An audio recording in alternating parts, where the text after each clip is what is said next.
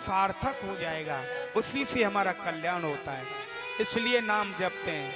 अब हम लोग यहाँ कह रहे हैं कि बिना स्नान के लिए नाम जपे, यहाँ से आप लोग लेकर के चले जाओ, स्नान करने की तो जरूरत नहीं। नहीं, ऐसा नहीं। स्नान ध्यान करना, ये पवित्र होना ये जरूरी है, लेकिन भगवान का नाम जपना भी जरूरी है। एक जगह एक कथा हो रही थी, एक जगह कथा हो रही थी, तो व्यास जी कह रहे थे कि भाई राम सब में है और है।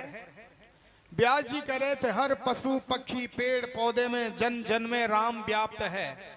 एक ग्वारिया भगवान का नाम सुन रहे थे, कथा सुन रहे थे, बस उनके दिमाग में और कोई बात आई नहीं, उनके दिमाग में यही आई कि सब में राम है, कण कण में राम है। तो वह सुन करके बस चल दिए, कथा पूरी हो गई, प्रसाद लिया, चले तो रास्ते में चले जा रहे हैं, बस दिमाग में यही है कि सब में राम बसा हुआ है, तो फिर किस बात की कौन छोट कौन को बड़ छोट कहत अपराधु, क्या है, कुछ नहीं, सब में राम है, सब में राम है। अब महाराज हुआ कि सामने एक हाथी बिचर गया। हाथी बिचर गया माने हाथी पगला गया, पागल हो गया। उसके ऊपर पहलवान बैठा था।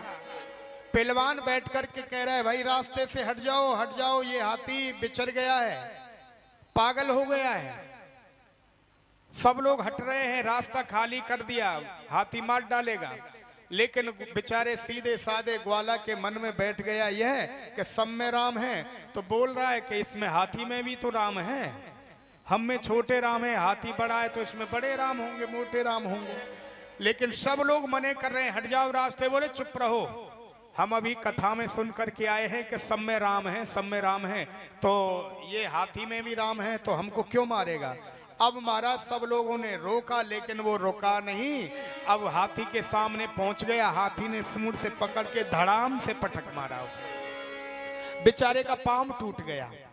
अब तो रोना शुरू किया और लोग आमे चलो तुम्हारी दवाई करा देते हैं। बोले पहले दवाई नहीं होगी। बोले तब पहले जो व्यास कथा कह रहा था उसके पास ले चलो मुझे, पहले मैं उससे जानकारी लूंगा, उसके पास ले चलो, पहले उससे कुछ पूछूंगा, मैं जब जाऊंगा दवाई करने के लिए। अब महाराज बेचारे को उठा करके दो चार लोग और लेकर के आए, कराता हुआ वो आया। बोले व्यास तेरा तो नाश होने वाला है। बोले क्यों। बोले तूने हमारा नाश करा दिया। बोले भैया हमने क्या गलती कर दी, हमने तुम्हारा क्या कर दिया। बोले तुमने हमारा किया यह कि तुम कल कह रहे थे कथा में कि सब में राम है, सब में राम बसे हुए हैं, और हमने तो समझा कि हम में भी राम है। हाथी बिचर गया और हाथी में भी राम है, अब सब में राम है तो फिर हमको क्यों डरना चाहिए हाथी से। व्यास जी बोले बात तो सही, सब में राम है, सब जगह है। बोले फिर बोल रहा है तू इस बात को, इसको बंद कर, अब कभी मत कहना कि सब जगह राम व्याप्त है।